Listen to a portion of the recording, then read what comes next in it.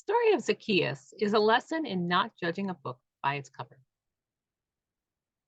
We have just read the parable of the tax collector who goes to the temple and who beats his chest and begs for God's mercy, while the Pharisee goes to the temple and uses the opportunity to draw attention to the sinfulness of others while ignoring his own failings. While the tax collector leaves the temple justified, the Pharisee does not. An outcome that seems predictable to modern day Christians, but which was meant to be scandalous to Jesus' original listeners and Luke's original readers. With Zacchaeus, we see this contrast between the expected and the actual, between the tax collector and the seemingly righteous man made real. The rich ruler, who a few chapters earlier was portrayed as having followed the Ten Commandments and by extension the entirety of the law of Moses, went away sad because Jesus ordered him to sell all that he owned, to distribute the money to the poor, and follow Jesus. Zacchaeus, meanwhile, is referred to as the chief tax collector of Jericho, a major trading center, and is specifically paralleled with the rich ruler through the repetition of language from the encounter in the original Greek. But we do not actually hear that in our English translation, and so this parallel is a bit obscured. Zacchaeus would have been one of the most despised figures in Galilee and Judea. He would have been seen as not simply a collaborator, but one who had grown wealthy from abusing his fellow Jews, and as chief tax collector, one who even oversaw and recruited others into the scandalous lifestyle.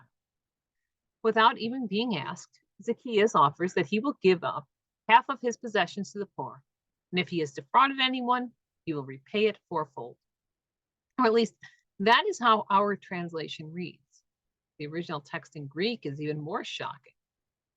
Rather than this being an offer to Jesus of what he will do at some future point in time, the Greek uses a verb tense with the sense that this has already been Zacchaeus' practice, not something he is now promising to do as a change from past practice. Zacchaeus is not being put forward as the change that is expected from sinners, but rather as a righteous man whose righteousness goes unrecognized by his neighbors. He is the example of why we need to stop worrying so much about how others are living their lives, but rather concentrating on how in our own lives we can do better.